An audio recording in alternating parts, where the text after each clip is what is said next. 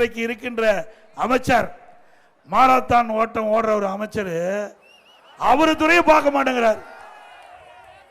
இதுல கிண்டல் அடித்து பேசுறார், விவசாயியை கொச்சைப்படுத்தி பேசுகிறார். இந்த அமைச்சர்களாம் வேண்டுமென்றே திட்டமிட்டு விவசாயிக்கு விரோதமாக செயல்பட்டு அரசு என்று அடிக்கடி குறிப்பிட்டு வருகின்றேன்.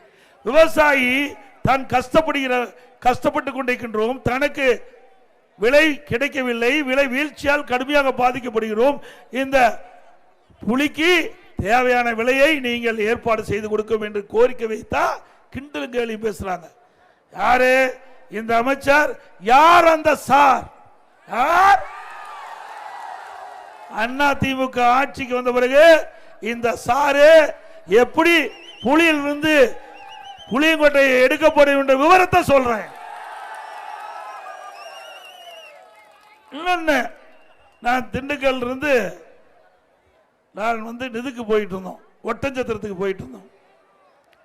ஆத்தூர்ல இருந்து ஒட்டஞ்சத்திரத்துக்கு போயிட்டு இருந்தோம். அப்போ வழியில முருங்கைக்காய் சாகுபடி செய்கின்ற விவசாயிகள் என்னை பஸ் மறிச்சு முருங்கைக்காயை காட்டினாங்க. அதுல இதெல்லாம் என்னமா ரகம், ஒவ்வொரு ரகமும் எவ்வளவு நாள்ல விளைச்சல் கொடுக்குன்னு சொன்னேன். அதை கிண்டல் பேசுறார். எடப்பாடி பழனிசாமி முருங்கைக்காயை பார்த்து எவ்வளவு நாள் விளையினா, அதுல ரகம் இருக்குது, ஒவ்வொரு ரகமும் எவ்வளவு நாள்ல விளைச்சல் கொடுக்கும் என்பது விவசாயிக்கு தான் தெரியும். இந்த மாரத்தான் ஓட்டம் ஓடுற அந்த மந்திரிக்கு தெரியுமா?